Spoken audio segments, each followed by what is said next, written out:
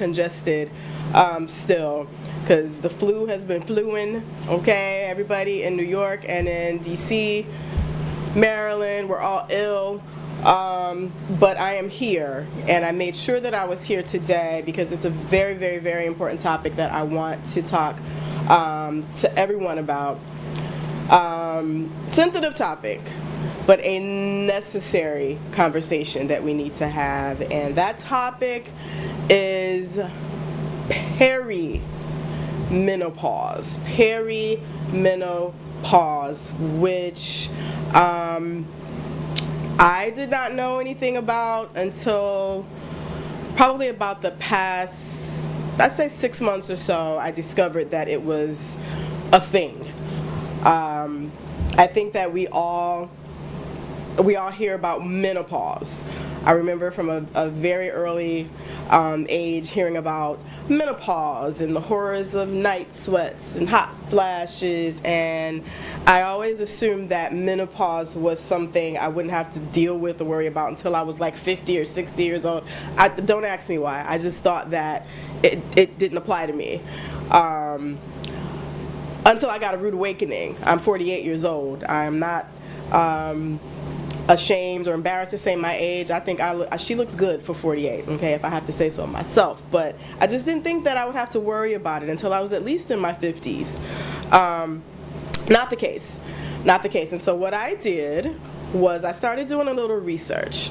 I am always an educator. I'm always seeking answers, especially answers to questions that people don't want to address, that people don't want to talk about. But I started doing a little bit of research, and prior to coming to Millennium, a lot of the things would go undiscussed, and I mentioned that before. A lot of the issues that we address on this show, the comment section, are things that we don't normally talk about for mostly black and brown people who just feel unheard or unseen in many cases. And so I decided that I did want to address this. I didn't want to talk about this in a secret circle because a lot of people are being affected by it. And even though menopause, perimenopause, reproductive stages of life are usually relegated to just women's issues or women's conversations, it does affect the men in our lives, the men and the boys in our lives, because they have to deal with us and everything that we are going through during this stage of life. So what we want to do today, first of all, is bring in the expert, okay? Of course, I talked to my doctor. I got to give a shout out to my OBGYN since, probably about 2011. I've been dealing with him. His name is Dr. Daniel Kushner. He was supposed to be with us today, but he's got patients. He's got patients to doctor, so he could not, but he did answer a lot of questions, and I reached out to him with the issues that I have been having, but in doing that, I also found, I kind of fell down a rabbit hole a little bit. I was on Instagram, I was on Google, I was on Twitter or X, whatever they're calling it now, and I found this amazing woman of color, based out of London, who was addressing some of the issues that I was coming into contact with as a black woman. Like I said, I'm an educator and I'm a researcher, but before anything, I am a woman. And before that, I am a black woman, okay? So I'm black, regardless to what stage of life I am in, and I knew that there were some things happening to me, my friends that look like me, that nobody was willing to give any credence to. It was kind of being written off a little bit, like, oh, it's okay, you're just imagining things, you're fine, this is normal. And I'm like, I disagree. I think something else is going on. So I found this wonderful doctor by the name of Dr. Harper. I don't want to mispronounce her name, and if you can hear, I'm still a little congested, but it's Dr. Shahzadi Harper. She's going to come online. She is in London, you guys, and she agreed to speak with us. Dr. Shazadi Harper. When she gets on, she can scream at me and pronounce her first name correctly. But she is considered the menopause expert. If you Google her, if you go on Instagram to her page, she is the perimenopause expert, and she is going to be giving us some answers to these questions that we have about this. Particularly, what is it? What is perimenopause? One, how does it differ from menopause? Who and when can we expect to have this, to deal with this? Who can expect to deal with it in terms of age range? And what exactly is it that we're going to be contending with? Okay, for the young ladies and the young women who have not had the pleasure of dealing with the symptoms of perimenopause, we want to prepare you because we don't want you to be in the dark like we were. Me, my friends, my coworkers were. Nobody told us about this, you guys. So just to give you a heads up, when I did speak to Dr. Kushner, Dr. Daniel Kushner, by the way, he is located 222 Mamaroneck Avenue, Suite 211 in White Plains. He told me I better say this, and he said I also owe him a beer. His phone number at the office is 914-422-0222. If you would like to schedule an appointment, or if you would like to get some of your questions answered, you can do that by booking an appointment with him. But he is a professional, and I met him first in the mid-2000s, when I was having issues. Yes, I'm putting my business in the street. I was having a lot of reproductive issues. I wanted to have a baby at that time, and there's just my midsection just did not feel right. I was having cramps. I was having heavy flow. Okay, I'm going to try to keep this as PG as possible, but a heavy flow, and it just didn't seem normal. It seemed off. Certain sitting positions even were very painful for me. So I didn't know. I'm like, do I have cancer? Like, what is going on? Because this doesn't seem normal. And out of all the doctors that I had visited with, he was the first one to tell me that I had a fibroid. And not only was it a fibroid, but it was the fibroid the size of a grapefruit, you guys, that was living in my body, living in my reproductive system. And he, being the amazing surgeon that he is, was able to remove that surgically from me. And I was fine after that. And from then on, I trusted everything that he does, everything that he recommends and says, everything that he tells me comes to fruition. So I'm forever thankful for Dr. Daniel Kushner. But when I addressed this issue, remember, this was mid-2000s, so I'm now 48. This is 2024. So I told him the symptoms that I was having, and I wanted to know exactly what was this perimenopause bear that I'm dealing with. What is it? And what can I do to get it under control? And he said, first and foremost, Shirley, he said, when you're dealing with this, you have to understand that you are not the same woman that you were 15, 20, even 5 years ago. You're a different woman. Your body is different. So it is as if we're trying to treat our bodies and feed our bodies and do the same things with our bodies that we did when we were 21, when we were 31, even in my case. I'm 48, you guys. So he just wanted me to first understand that you're a different person, and so we have to treat you differently. I'm going to let the doctor, the educated professional, tell you her remedies and her advice. But what Dr. Kushner said, just to be clear, what you don't want to do, he said, is run to estrogen replacements, like synthetic estrogen replacements. He said, do not do that. And if you do that, that needs to be your absolute last resort. And you need to make sure that you are under the care of a certified doctor, a certified professional before you do that. But he said that should be your last resort. So some of the simple solutions that he gave me or suggested to me, and again, we are not doctors. Millennium News 24, the comments section, we are not doctors, but Dr. Daniel Kushner is. But anything that we tell you, we have consulted with a professional first. But we cannot tell you what to do, how to do it, why to do it. We're just telling you, as a middleman, what may work for you and what may not. But please always make sure you are under the advice of a professional. So some of the things that he said, simple. Don't require any medication at all. And you'd probably be surprised. A lot of you are going to be surprised at some of the simple solutions that he gave me. He said, first and foremost, no alcohol. Absolutely no alcohol. He said alcohol is the biggest trigger for perimenopause and menopausal symptoms. Even people that are just having just regular menstrual cycle issues, maybe they're not quite in the peri or the menopause state yet. Cut out the alcohol, he said. Absolutely. And that, I'm like, that doesn't apply to me, doctor, because I haven't had alcohol since 2019. So I don't drink at all. I don't drink champagne, wine, none of it. I know Jesus drank wine, but I don't. Okay. And I will say, as a testament to what he said, once I gave up the alcohol, I'm sitting here telling you that within probably about 2 weeks, I could see on my countenance, I could see on my face the difference. My face looked lighter. I felt youthful. I felt more energetic. I felt alive. And even now, as I'm looking at myself, in pictures and sometimes I walk past the mirror like, hey, is that me? Am I really? I felt and I feel like I look more youthful after giving up the alcohol. A lot of the lines that I was starting to see, just the natural aging lines, started to disappear.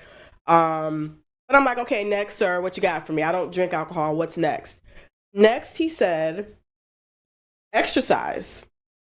Are we sick of hearing about this? Probably so, because that's usually the solution to most ailments is, just get more physically active. But he said, no. The exercise will help with anyone who might be not only experiencing the weight gain, but because that's another topic we're going to address shortly. It helps with just your brain chemistry, just that whole neural science, the depression, the mood swings. A lot of women have experienced crying spells. Guys, crying spells is a thing. I know my mom, may she rest in peace, my mom passed away at 47. So here I am, 48, and I start to think, wow, my mom was going through this in addition to all the other ailments that she had to deal with since a youth. She was in the perimenopause stage. And so I remember very clearly that she would often say, I'm having crying spells. I wouldn't be in the house, but she'd say, I don't know what's wrong with me. I'm just sad. I don't know what's happening. So she just attributed it to depression because of her illnesses. But no, he said, crying spells and exercise helps alleviate that. Once you exercise, it's almost like you get that adrenaline rush and you just feel, I know I do when I come out of the gym, whether it's 15 minutes, 20, 30 minutes of just cardio, he said. It doesn't have to be anything crazy. Just exercise, light, moderate, go crazy, however you want to do it. He said 3 to 4 times a week. That will help you immediately with your mood. Okay, that's for anybody. That's for male, female, children. We want to make sure that we're working out. Third, which I am in the middle of now, and this was to help with the random weight gain that you get. Carbs, he said. Again, sounds kind of cliche, but he said once you get into this age range and this reproductive stage that we're in, your body just doesn't do well with carbohydrates, you guys. He's not saying go keto or go Atkins. He said as few as you can consume, the better, without, of course, making yourself sick or depriving yourself of nutrients. He said those carbohydrates are a killer. I have friends, and I'm not joking, I've gained in the past year, about 10 pounds that I didn't earn. Now, I know this summer we had a little fun. We went out, we hung out, but I did not earn these 10 pounds, so I knew that something was going on here. But it is. You can literally wake up, you guys, in perimenopause and be, 2, 3, 4, 5, 6 pounds heavier, and you don't really know why. And the sad part about it is you can do everything that you used to do to lose the weight, whether it was reducing calories, going crazy in the gym, and still not see the success that you want. And so that's where people start to get frustrated.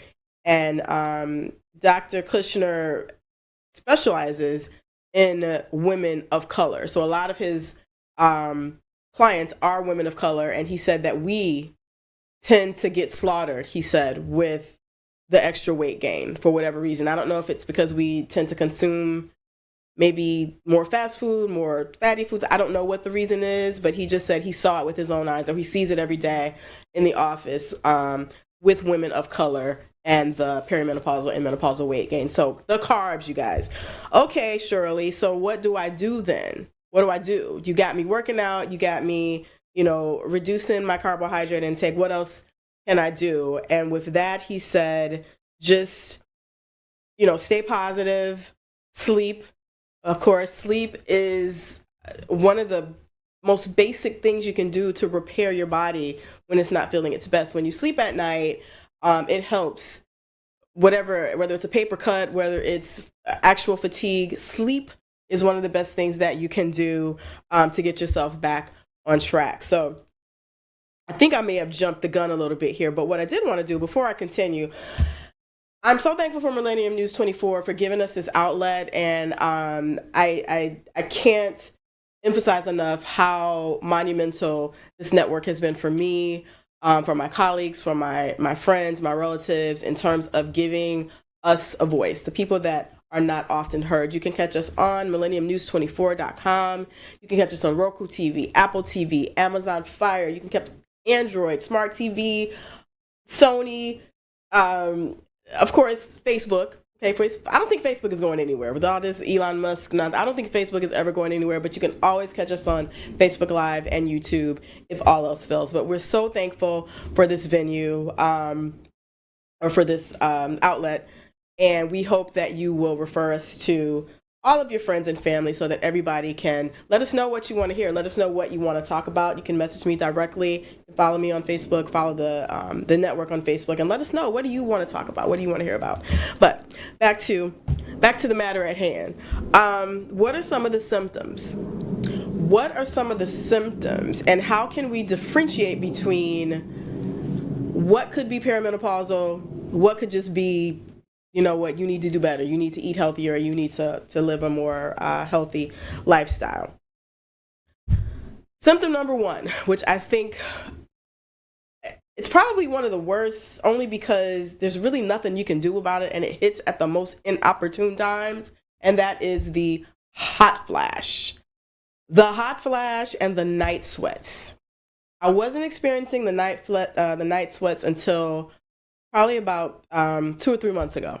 I was having the hot flashes, but I thought it was just because, okay, you know what, Shirley, I need to, maybe drink more water, maybe, keep my room or my house more ventilated. So the hot flashes is like, The night sweats, though, you guys, it's more like a night waterfall, because you wake up. I don't know. It's like it wakes you up out of your sleep, because you are in a puddle, literally a puddle of sweat in your bed, from maybe shoulders all the way down to your knees, your waist, everything, your sheets. It looks like you wet the bed, and it is your body sweating. It could be 60 degrees in your house. You could have the AC on. That night sweat is not going anywhere. So I really want our doc, who we're going to chime in about 10 minutes, to address that. What causes that, and how do we fix that? Okay, aside from just fanning and, making sure that we keep one of those little Amazon fans with us 24 hours a day. What is the solution to that? The other major symptom, I think, a little more serious than the hot flashes and the night sweats, would be the depression, the anxiety. Why is it, to me, the number one issue? Because it can go left with that really quickly. Functional depression, if you want to Google it, do the research. And again, I am not a doctor, but I do know that functional depression is real, and I know that it affects a lot more people than we may be willing to admit to. Functional depression is where you get up every day, you go to work, you do what needs to be done, but you are miserable inside. There's like a dark cloud around you. As I said, it often comes with anxiety, often comes with knock on wood, and I hate to put this out there, but the S word, thoughts of the S word, thoughts of offing ourselves.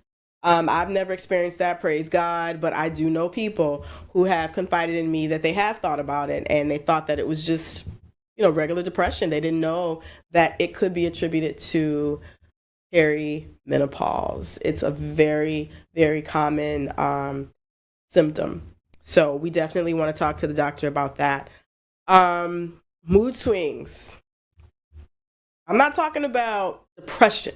I'm talking about mood swings that are without warning.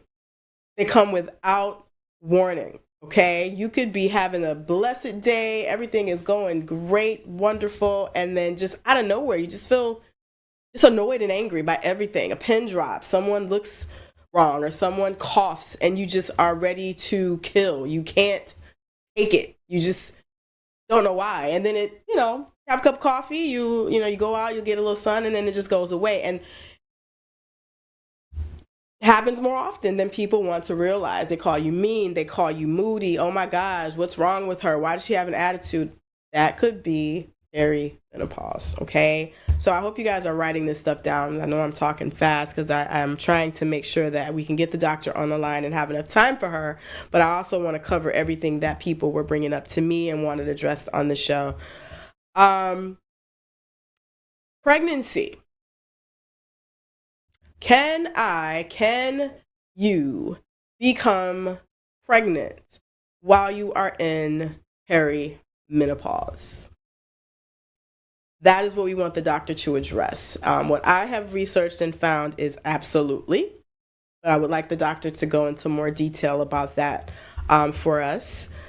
We would like to know what the earliest age maybe that the doctor has experienced with perimenopause. From my research, I saw that it can start in your 30s, but I would like to know approximately what age should a young lady be preparing herself to deal with some of these or not deal with them. If we can circumvent this somehow, which is really my ultimate goal here, if we can circumvent people having to be shocked and circumvent some of the suffering, I would like to do that. So I'm hoping that it's not just my Gen Xers out here and my high millennials. If there are some younger women, I hope that you are listening so that you don't have to deal with this trial by fire as we did. Ooh, trial by fire, that's a pun. I flashed. Trial by fire. Yeah. Having 2 menstrual cycles in 1 month. Someone reached out to me today and told me that she wanted that addressed. 2 menstrual cycles in 1 month, and she said it's been happening frequently. Going to the doctor says you're fine, but it's really an inconvenience for her. And it's also coming, she said, with heavy cramping. Super heavy cramping that it's actually debilitating. So we want to address that. Fatigue. Went to bed early. You didn't hang out all night partying with your friends, but you still just have no energy and you're lethargic. They want that addressed. Like, what is it and how can I get rid of it? Especially people that have things to do. Black and brown women, as I said, I'm a lot of things, but before anything, I am a woman and I am a black woman first. We tend to just do. We don't make excuses. We get done what needs to be done. But the problem with not addressing your fatigue is that if you don't deal with it, it will deal with you. Okay? Whether it be seizures, a lot of people are, especially after COVID, a lot of people are experiencing, including myself, seizures, whether they're focal seizures, tonic-clonic, just out of nowhere. That comes with fatigue, and it can come from lack of sleep as well. What is the vision situation? That's what I would like addressed. My vision changes, I'm not even going to say daily. My vision changes hourly, okay? I have in my purse probably, I don't know, at any given time, 3-4 different pairs of glasses because sometimes they work, sometimes they don't. Sometimes, I need to alternate.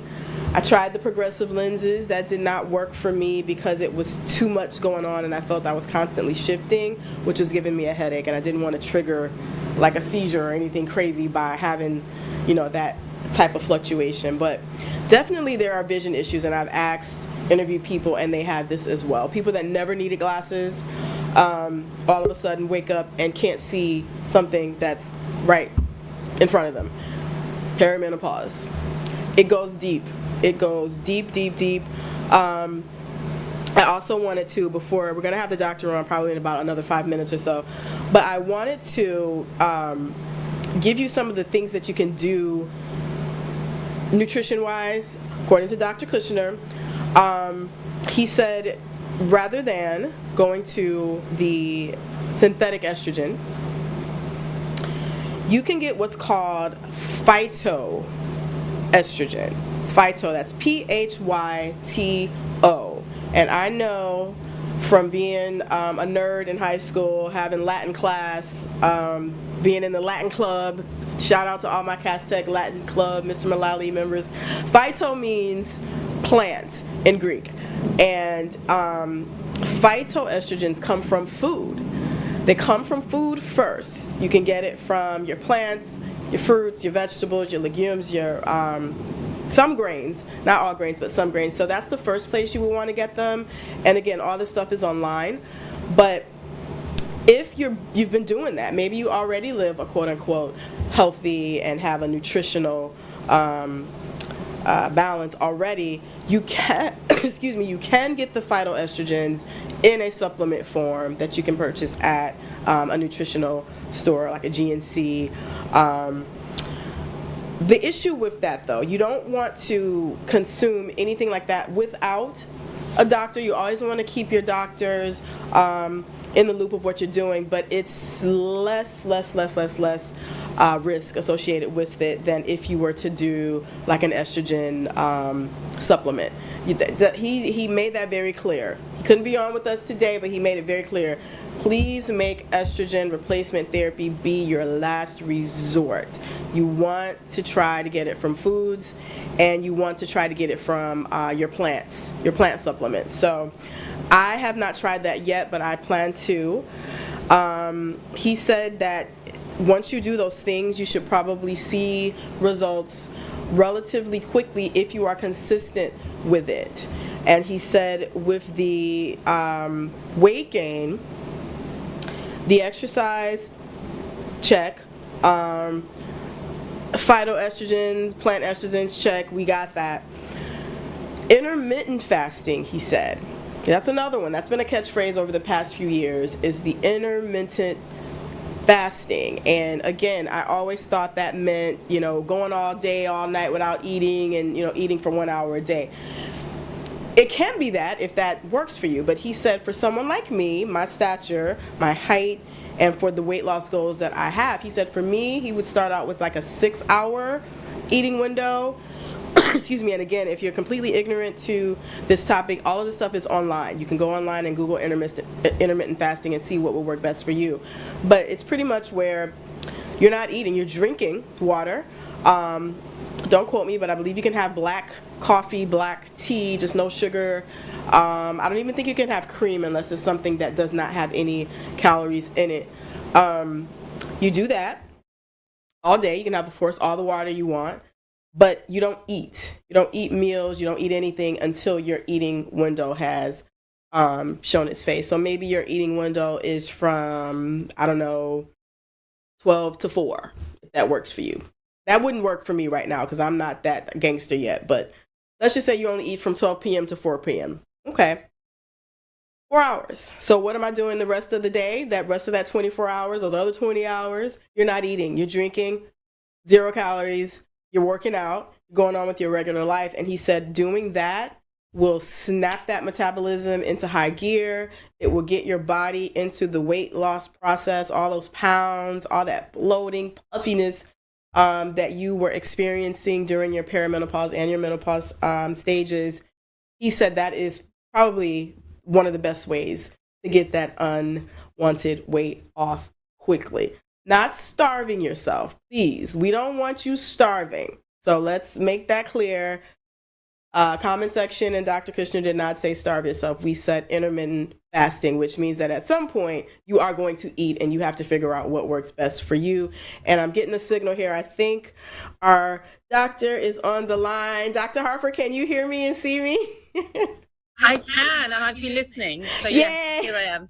Did I cover everything so far? You did. You did. Yeah, I mean, there may be a few things that might differ in opinion to Dr. Kushner, but I think you're getting the main kind of information out there. Okay, the gist. Okay, so like I said, I told them I am not an expert. I'm definitely getting the information third hand. But first of all, thank you so much for joining us. And I wanted to remind everyone again, you are the perimenopause expert, the perimenopause doctor, I think is what it says on your Instagram page. So ladies and gentlemen, this is the person that you want to consult with. Her information is online. She is also the author of a book called The Perimenopause Solution, which you can also find online, or if you consult with her, I'm sure she'll be more than happy to give you the information on that. But Dr. Harper, can you just tell us a little bit, how long have you been doing this and what made you get into this particular topic? So I've been a doctor now for 30 years, and literally sort of the last sort of 7-8 years for me, it's been about perimenopause and menopause. And the reason I got into it is because I'm the eldest of 6 sisters, and I knew I was going to experience it. Okay. But I think there were a few factors that I thought, there was a gender inequality in health when we got to this age. Women's midlife health didn't really seem to be looked into. And also I noticed a lot of women suddenly sort of fall off the cliff of menopause and lose themselves, feel that they're going crazy, give up their jobs, rapidly age and deteriorate almost, lose that sort of glow and shine, that I thought really we needed to put the focus on it. So I kind of made it my mission that this is what I wanted to do. And that's why, I do talk a lot about perimenopause, but that doesn't mean to say I don't look after menopause and postmenopause.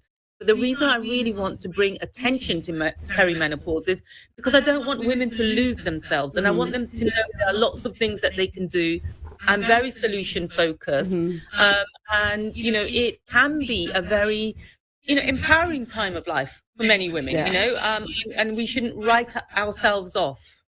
I agree, and I'm it's so funny you say that because Drew Barrymore, the actress who I've loved since she was 5 years old, she came on television and she said that she was experiencing this for a while and she didn't realize it, but she said she felt invisible at some point. She felt like she did not exist anymore and she didn't really know what to do with those feelings. So is it safe to say that everyone will experience this at some point, regardless of whether or not they're taking medication or doing lifestyle changes, or is it okay to say that if you do A, B, C, D, etc., you don't have to go through this?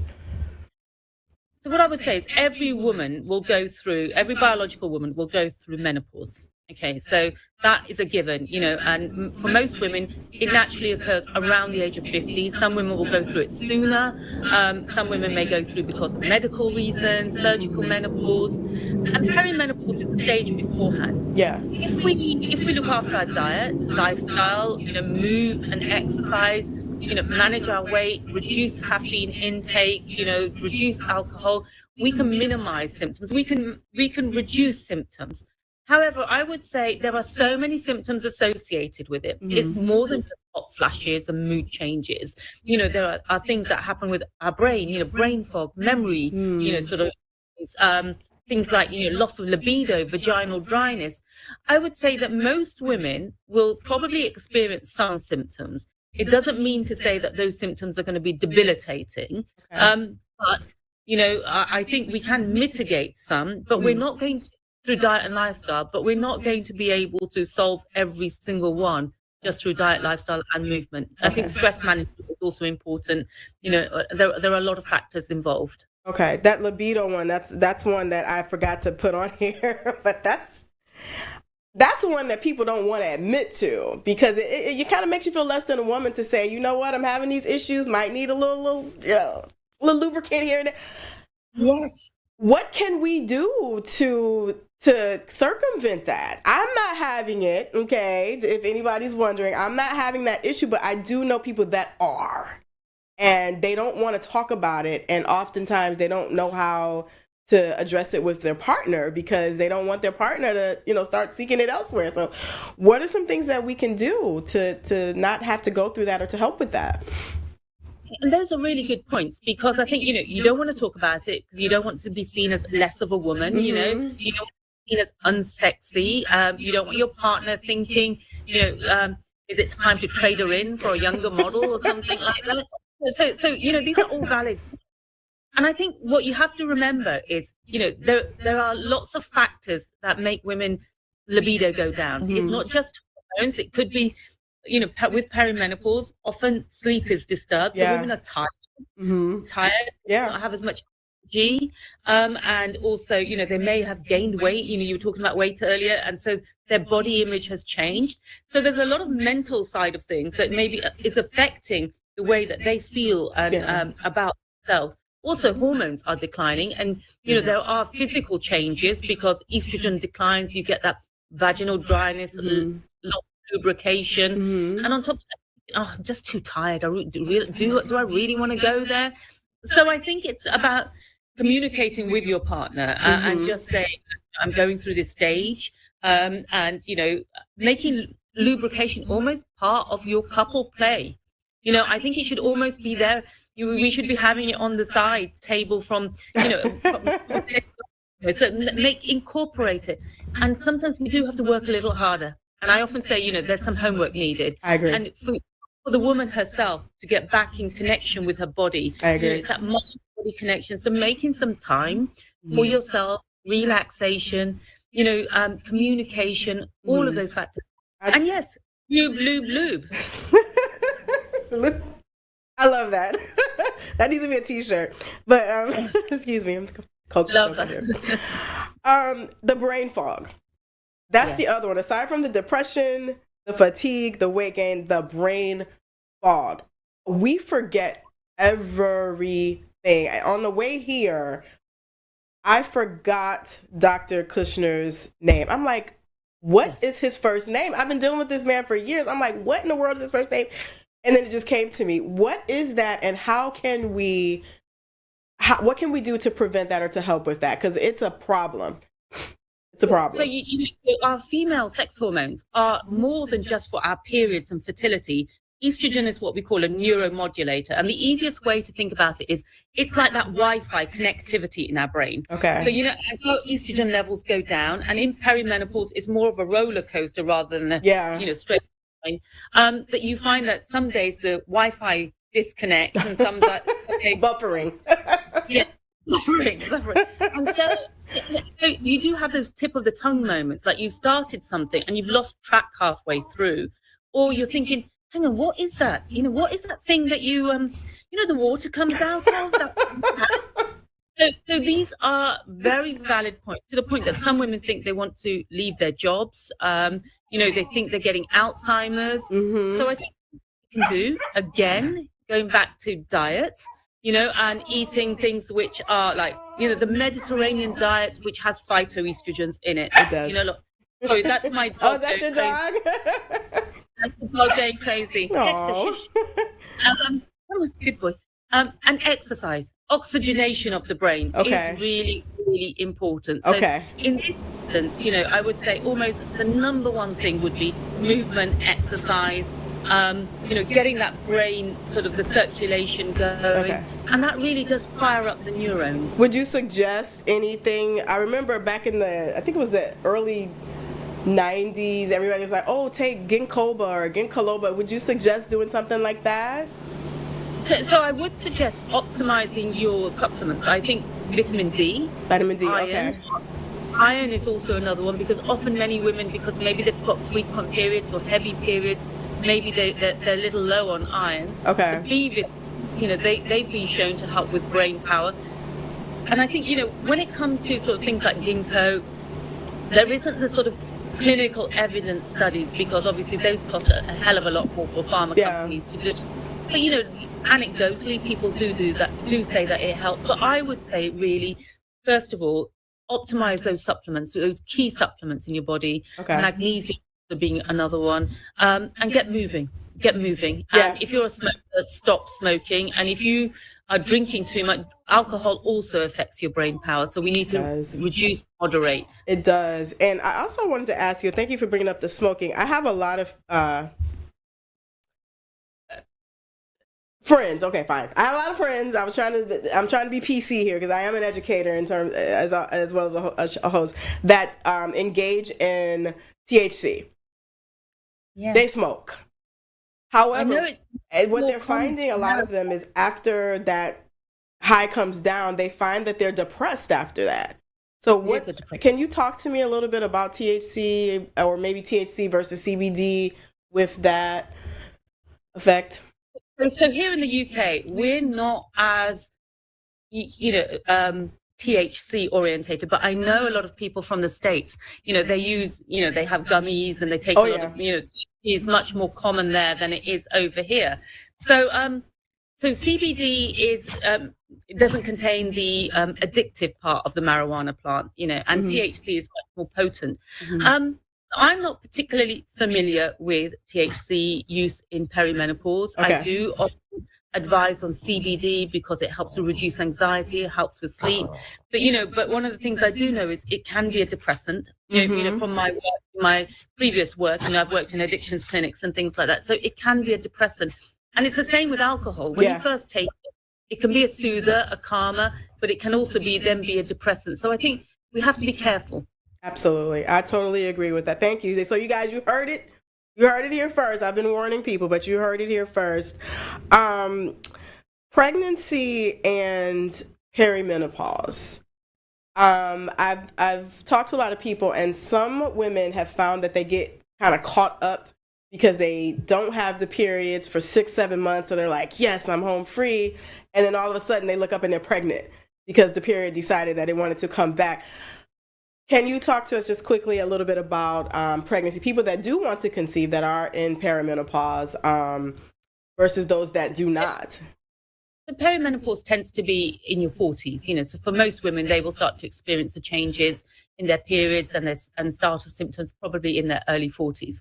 So we know that as a woman ages, to get pregnant in your 40s carries with it higher risks to her, from things like gestational diabetes, which is high blood pressure. Also, it carries higher risk to the fetus as well. And so what I would say is just because your periods have become irregular, unless you have gone 2 years without a period if you're under the age of 50, or 1 year without a period if you're over the age of 50, you need contraception. You need contraception, period. Yeah. You need contraception. There's still a small chance that you could get pregnant. And unless you're trying to get pregnant, then remember the risks are going to be are greater for you and for the baby. And for the baby. Wow. Okay. Wow. That just... Not trying to scare anybody. I'm not saying you can't get pregnant or I'm just saying you have to then, I think you need to sort of consider all the factors. But if you just think, because I've missed a period for 6 months, hey ho, I'm home free. And then you get pregnant. And then you get pregnant. What you want. Now, with the intermittent fasting, would you agree or disagree with Dr. Kushner on that in terms of one of the best ways to regulate your weight gain? So what tends to happen is so many of us gain weight around the middle. It's around our waistline. Yes. So I do like intermittent fasting. I just thought what Dr. Kushner said was a little bit hard for many women to do. So I normally start people off on 12 hours on, 12 hours off. Okay. So and then build up gradually. So I think most of us could do 12 hours off. If you have your last meal at 8-9 o'clock at night, then you can then start breaking. Have breakfast at about sort of 9 in the morning, and you get lots of benefits from this because the reason why we gain weight is our hormones decline. They affect insulin. Insulin is one of the key hormones for fat gain. And what we want to do is to make our insulin more efficient, so reduce insulin resistance and reduce inflammation in our body. So fasting, I think, is a great way of doing it. I tend to sort of start a little slower and lower because I think it can be a bit overwhelming and start off maybe 12 hours on, 12 hours off, and then build up. And then build up to that. He, you know what? He's biased because he did it. He lost a tremendous amount of weight on it, and he's a man. So yeah. I'm gonna say he's a man. He's a man. I don't think, and I think I'm not being dismissive or disrespectful. I think when you're a woman and you're living this stage, it's much harder than just giving people advice. It is. Yeah. It is, and you mentioned when I first spoke with you earlier that you were interested in women of color having their voices heard, and I so appreciate you. That's one of the reasons why I contacted you. Because what's your nationality, if you don't mind, or your ethnicity, if you don't mind? So my ethnicity is my family originally we're from Pakistan. Pakistan, wow. You know what? We're reading I Am Malala with my students, so they're going to be excited to know. They're obsessed with Pakistan now and Afghanistan. But anyways, that's one of the reasons I reached out to you, because I'm like, she is a brown woman, and what I found, not just with this topic, but whenever black women, I can't speak for other ethnicities, but when black women sometimes express their issues, hey, I'm having pain, I'm feeling this way, and something's not right, we're often dismissed. And I don't know why that is. And it sometimes is until a Drew Barrymore or somebody, that is Caucasian or of another race says it, then now all of a sudden the world wants to take it serious. Have you found that in the UK as well?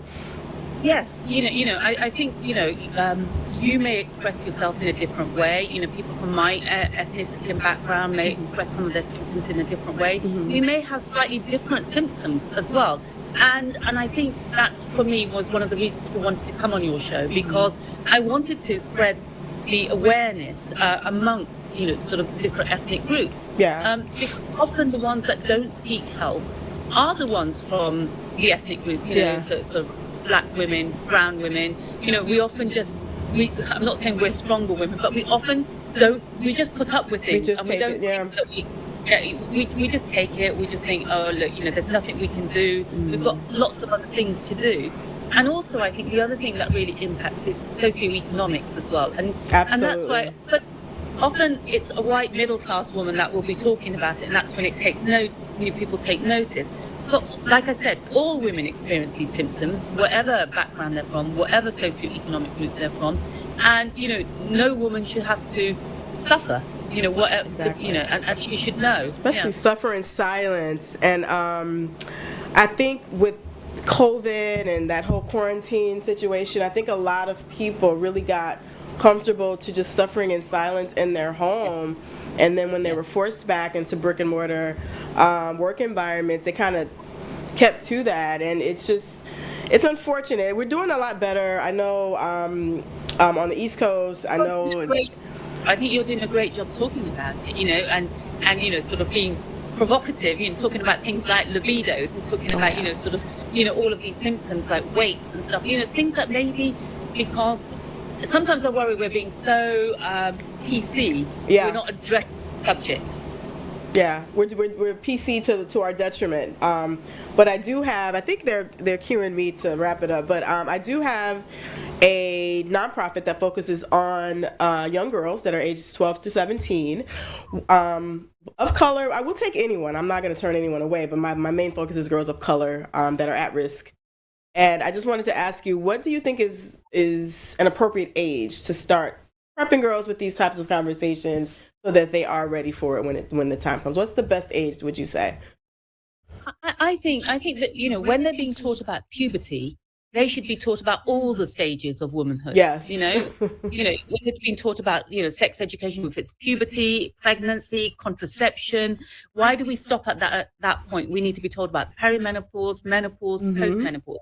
I'd actually say, boys need to know too. It's not just a woman's issue. Absolutely. It is, a societal issue. So I think we should just normalize it. It should just be part of the education process, just like we get taught sex education. We need to be taught about all the different stages for boys and for girls. For boys and girls, absolutely. And a lot of the children that I call them children, they think they're grown, but they're not. They are dealing with a lot of things that I'm not dealing with at 48. You have girls that are sexually active at the age of 12. And do I condone it? Absolutely not. But the fact is, they are. And you're absolutely right. I do feel that they should be told the entire process. And just to put a more of a positive spin on it, for all of our viewers out here, I feel like my life got better when I turned 40. I literally felt like there was a shift, a light clicked on. I started caring less about what the world thought about me and focusing more on myself and what I wanted. And I don't want women to think, or girls to think, that when you go through this reproductive stage of life that it ends. Life actually begins for a lot of people. Oprah Winfrey said she didn't really turn into who she was until after 40. And I find even a lot of men find that. So thank you for saying that. And thank you so much for coming on here today. Could you let them know one more time before we get off where they can find you? Where can they find you if they're interested in consulting? So do go onto my Instagram, which is Dr. Shazadi Harper, and I think you can see my name underneath. I've got a website, www.theharperclinic.com, and my book, The Perimenopause Solution, it's on Amazon. Okay, it's on Amazon. Thank you so much. We have about 5 minutes left, but I wanted to address one more issue. Excuse me. I am dying here. I'm fighting for my life. I'm so sorry for coughing, but is it true that everything that you are going through illness-wise is times 10 when you are in perimenopause and menopause? Because I'm finding that if I get a paper cut, it's like somebody cut my finger off. Everything is exacerbated. Is that true? Because we're a little bit more hypersensitive. We're a little bit more on edge. We're a little bit more sort of tired, more anxious. I think it's our perception of it, not necessarily the physiological process going on inside. Okay. And someone just texted me, they want to know, do men have any form of this? Do they go through a change in life too, where they are not the same body or the same person that they were? Quickly, yes, they do. It's not as dramatic as what we experience as women, but they have a decline in their hormone testosterone. It's about sort of 2% a year from the age of sort of mid-40s, and it can affect their mood, so they become a bit more irritable, tired, loss of libido, loss of muscle mass, of course. So, in a nutshell, like a grumpy old man, and that's because testosterone is declining, and it does happen, but it's a bit more slow and insidious, and then you may not pick up on it. You might just put it down to aging, but it is happening. Insidious. I love that word. Also, the cougar syndrome. I don't know if they call it there in the UK, but I'm like, well, now wait a minute. If we're supposed to be going through this loss of libido and the dryness, what makes some women overly sexual versus non-existent sex drive? You've said, Sylvia, I think it's because you find your voice, you get your confidence, once you've got things in order, and once adjusted mentally to this changing going on, I think it's that confidence, it's that sexiness, it's coming out, it's that voice, it's like that no holds barred approach. And I think for some women it really is this sort of new sort of sexual lease. And also, once you've gone through that stage, you don't have to worry about contraception, getting worried about, am I going to get pregnant? So I think, and there are lots of plus points on the sexual side too. I found it refreshing. I've hated my period. I started getting this is some TMI, but I started getting my period when I was 11.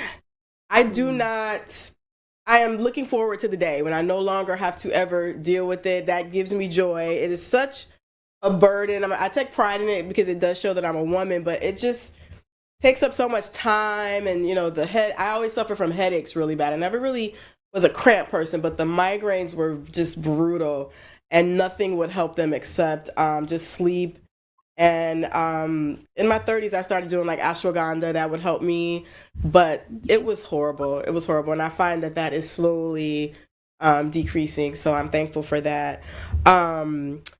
For you, what would you say was the earliest age or the earliest case of someone going through perimenopause that you can recount?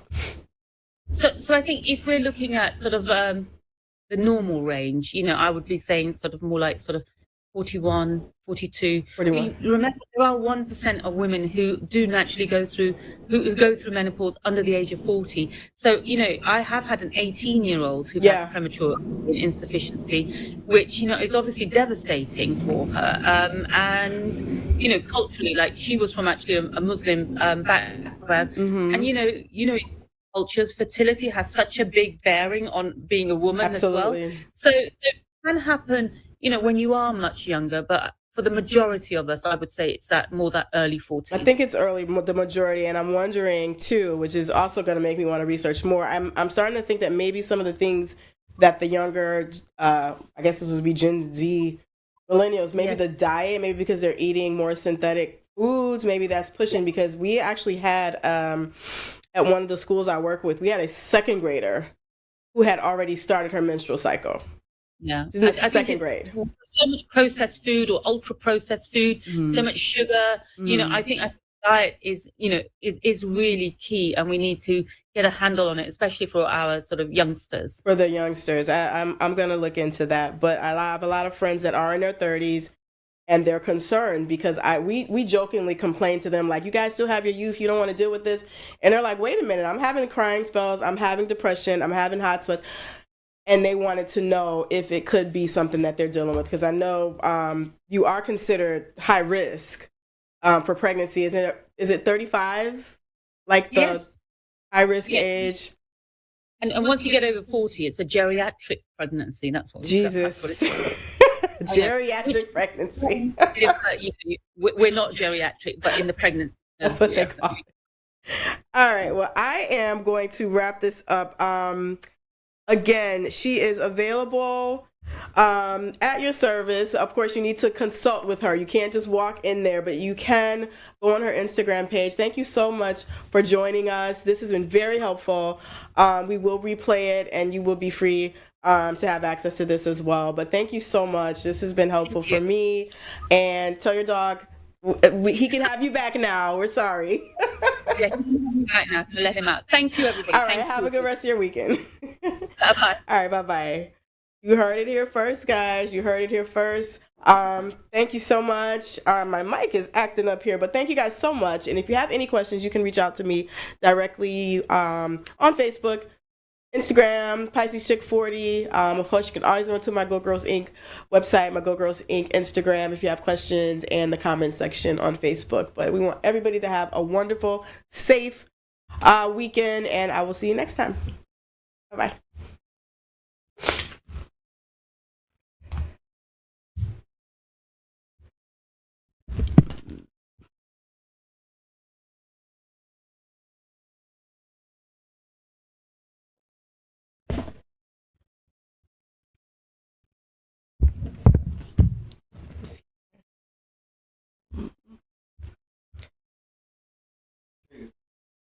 All right.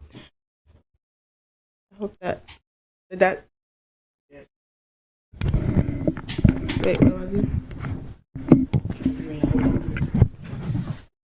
Was that okay? Yeah, just put in there. Just left The it. sound works well.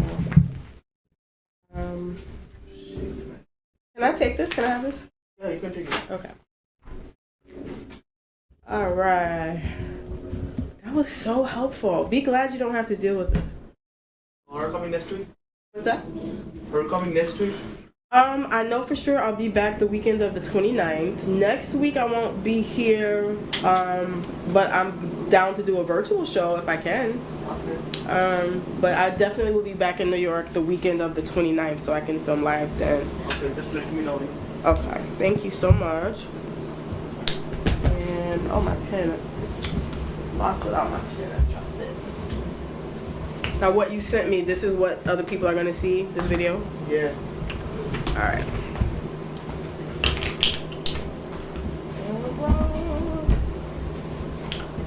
Okay, man, I'm too fast to fit by. I can't get by. I'm doing intermittent fasting and it does work. Have you done it before? Yeah. Really? How much weight did you lose? Huh? How much weight did you lose? I don't know. After after a while, you're not even hungry.